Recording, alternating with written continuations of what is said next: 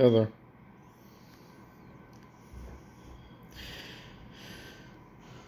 One of my continuous moments of fear has been to think about my YouTube videos, as silly as it sounds, because, well, most people would simply discard what has already happened unless it happened to be traumatic. Yet one of the solemn fears in me has been of my YouTube content. And the very few quotes that I always fixate upon are the supernatural, have to do with the supernatural implications that I put forward. Where one of the things you can very easily conclude from those quotes is that I am proclaiming that I am some kind of godlike figure. For example, in my latest video, I put forward that I was announced by words that were shown in front of me. It was announced to me that the rain that was falling and pouring upon me would stop doing so. It would slow down 2/3 of the way. 2/3 of the rain would stop pouring, and then it did. I just kind of put it out there, then I ignored it. I didn't really elaborate because that felt very strange to me, and everything that I say is based upon a hunch. It is based upon the appeal of spontaneous ways themselves. But, I asked myself, even then, I'm sure, but I've been asking myself since,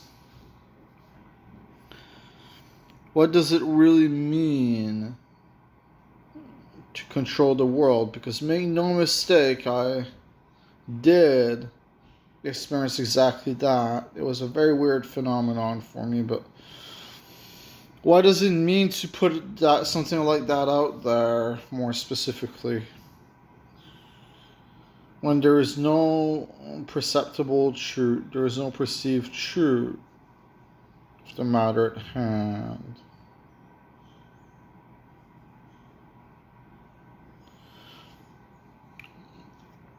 See, here's the deal. I'm a man that started dealing with something called schizophrenia when I was 17 years old. And in such a big way, it motivated and fueled the heart in me to be able to deal with my problems. But the fact that I was still facing them made me want to record YouTube videos about it. And so one day it just all came to be all too clear. And I do not really remember much about those times, but what I do remember is that I love recording those videos. I adored it. I recorded for the first time when I was about 19. I called the videos the Schizophrenia Diaries. Actually, I did. And they were to be a culmination of hope, ultimately. Even though along the way there was to be fright. There was to be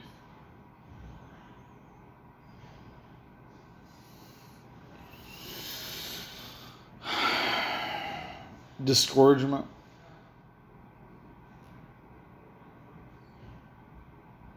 But ultimately it was to be a culmination of hope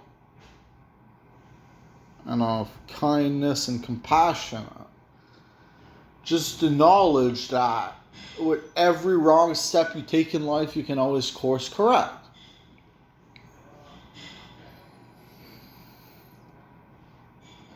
in a very deep way, when I was 22 and 3/4,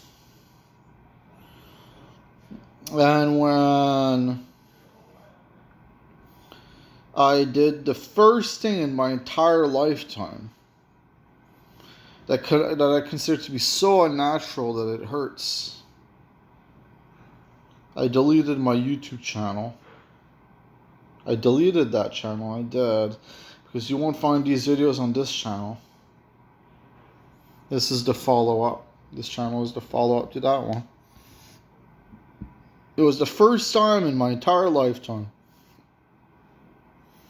that such strong and vivid delusions were within me. Yet they did not feel they were a part of me. It did not feel like it did not feel like the delusional thought process was a part of me. But it still controlled me so strongly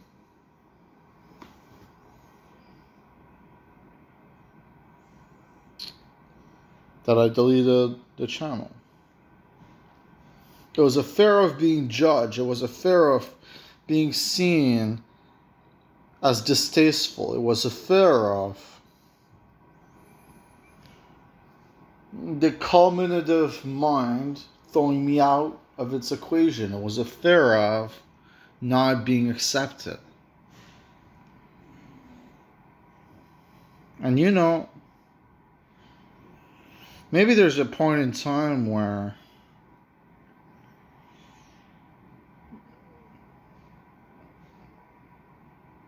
I'd come to regret it as something I thought, and maybe there's a point in time where I'd want to cry, and then I'd contact YouTube, which I did a few days later, and as emotionally numbed as I was over the whole ordeal, as emotionally just withdrawn as I was over the whole ordeal, I felt the worst about it that I had ever felt about anything in my lifetime. My grandfather passed a few weeks back, and I could swear that I did not feel nearly as much pain over my grandfather passing, if any pain at all. While the YouTube channel had such an emotional connection to me, comparatively, I just let it go. I just let it go.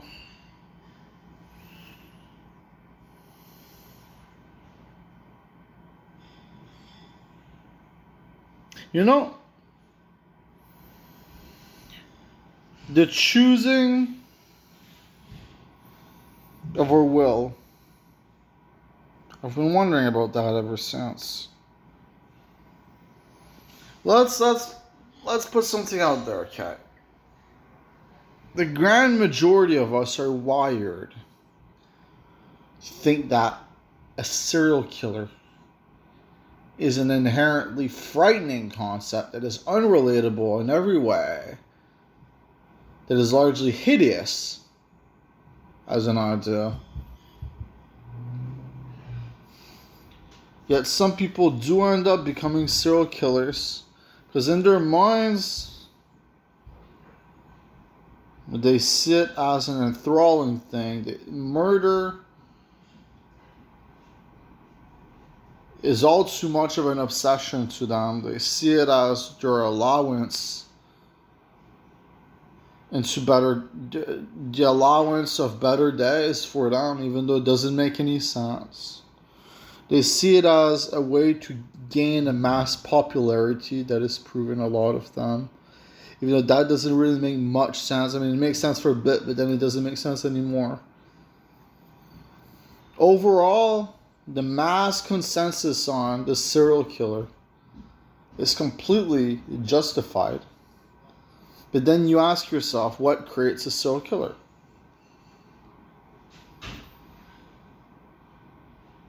I've been thinking about what controls the will again.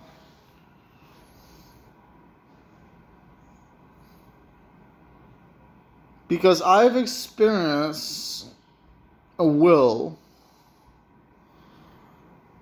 that has left me distraught, that has left me confused, and that has left me saddened.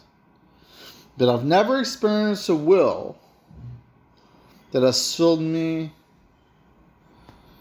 with absolute terror, that has had me in disdain.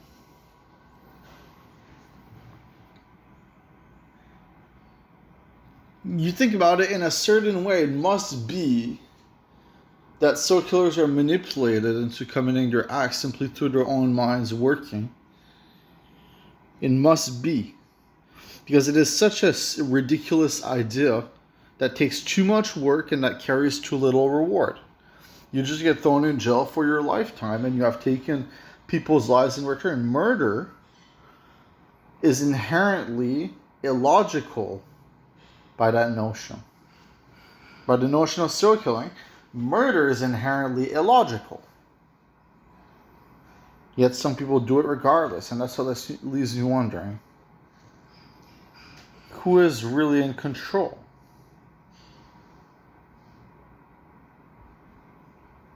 You know, maybe the point of the matter, maybe the point you consider more than anything,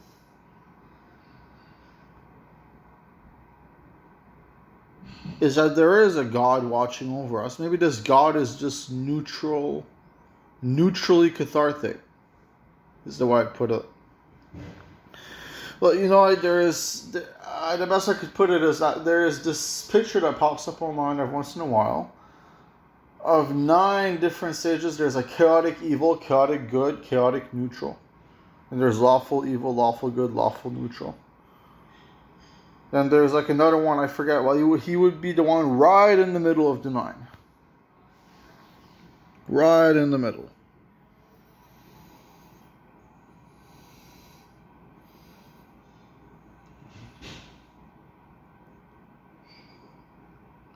You know, and I've been watching. I've been asking myself so many times. I have been asking myself how my life's occurrences, how they have even been possible for the last few years. How I've now just been living some hallucinated dream where nothing is supposed to make sense. That where I'm supposed to just ride the wave. I've been asking myself, you know, yes, I feel bad about it every time that I put it out there because I feel it is so socially rejectable. And most of society would listen to what I have to say and they'd just throw it aside. They wouldn't understand it. They wouldn't fuck with it at all. You think it is silly and asinine. Yet I need to put it out there because I could swear that 100% of what I have told you have been my own truths, you know. It has all been in my agenda as well as what my surroundings would tell me.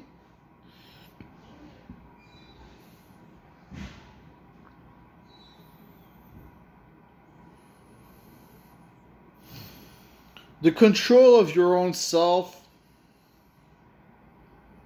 I believe to be debatable in so many ways because, well, ultimately, if you look at what a neutrally inclined being were to think,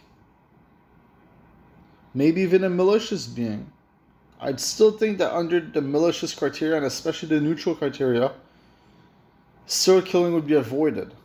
It'd be avoided entirely. It'd be considered to be asinine. A risk of, at that point, you are at the risk of losing your own freedom. Everyone values their own freedom. Unequivocally, everyone values their own freedom. At least I would think so.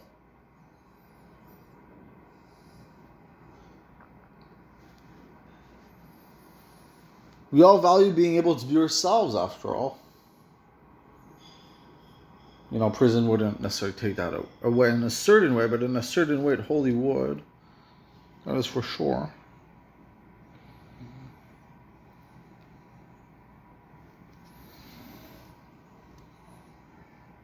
What I've been wondering too is,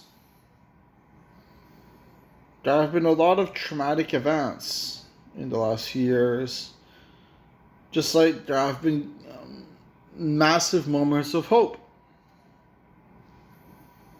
What if we live beyond our walls? Okay? Like, listen, okay? Roger Waters, The Wall. You know Pink Floyd? Pink Floyd, the album The Wall. The point of The Wall is that Roger Waters is living out a life, or his character is living out a life, where every time he is uncomfortable with something, I believe this is how it goes, so it certainly isn't the comfort that drives the wall to be built. Every time he is uncomfortable with something or a negative situation happens, another brick is in the wall. Another brick in the wall. Another brick in the wall. Another brick in the wall. And eventually, the whole wall forms itself. What if our surroundings are the wall? What if our surroundings are the wall? So therefore, what that would mean is that we don't truly see what's out there. We only see what we want to see. What if in that sense our lives are holy dreams that are just being lived out? But what if when we wake up, we're facing a nightmare? What if that is the point of the wall? What if the incarnation of the wall is to put the nightmare in the shadows and to let it be seen another day that is not close by, that is as far away as possible? I'm just wondering if we live a repetitive motion in life, where we are to be happy and where we are to feel great joy at times. And maybe that is enough for us deep down, because maybe someday we wake up to an incarnation of terror. And maybe that very few make it through to a better life. I want you to just consider, okay, if time is really infinite, which it clearly is, like, just consider that time can have happened forever, okay? And consider that space is infinite. Time and space is infinite. Well, then consider the implication of that notion. If we are to discuss that time and space are infinite, then don't just stop there. Consider the implication of that notion. Well, that means that a lot of things have happened before us. Yes. And what does that mean? What is the one thing that we'd like to be able to create the most? Well, if you look at really the lives around us, a lot of people would maybe think prolonged lives to infinite lives for humankind. I guarantee that actually to be one of the big goals. If something is a goal at all, then eventually it is to be succeeded. So it's by putting ourselves in this shell and by simply knowing what we know, we are ignoring what it is that could be. If we assume that our lives are really solely it, that our 90 years are when we clock out permanently, then maybe we just aren't paying attention to what it means to be simulated, to what it means to be theoretically infinite. Maybe we just aren't paying attention to them.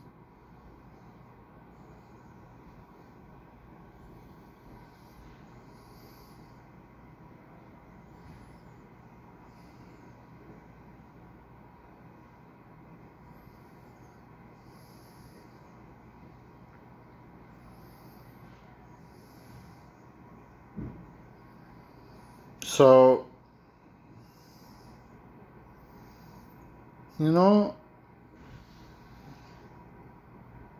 I'm just wondering, if you work under the like if you look at things under the assumption that we are hallucinated in our being, a hallucination is, well, maybe it is an affair of, the brain matter. Maybe it is purely an imagined thing, purely an imagined affair. Well, then I just wonder how, why couldn't it go on forever and all that? But the truth is I have no concept of the scientific perspective. I have no concept of that. Because my memory escapes me every time.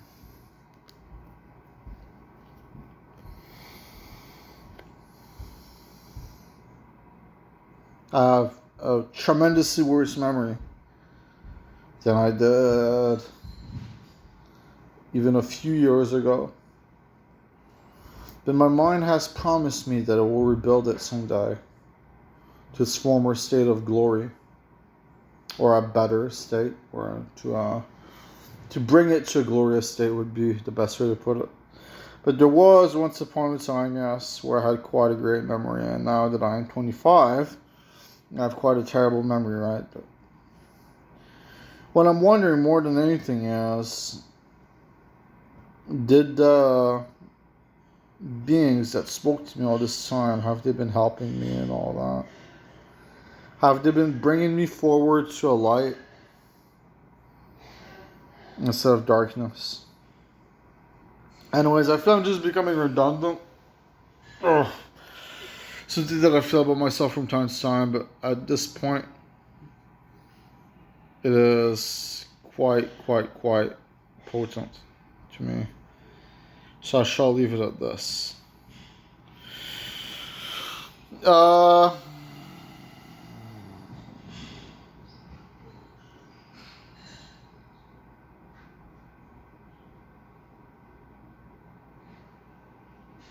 Thank you.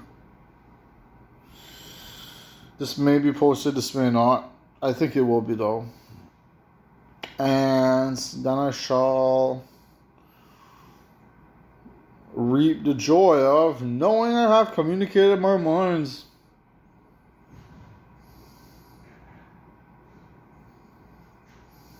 Take care.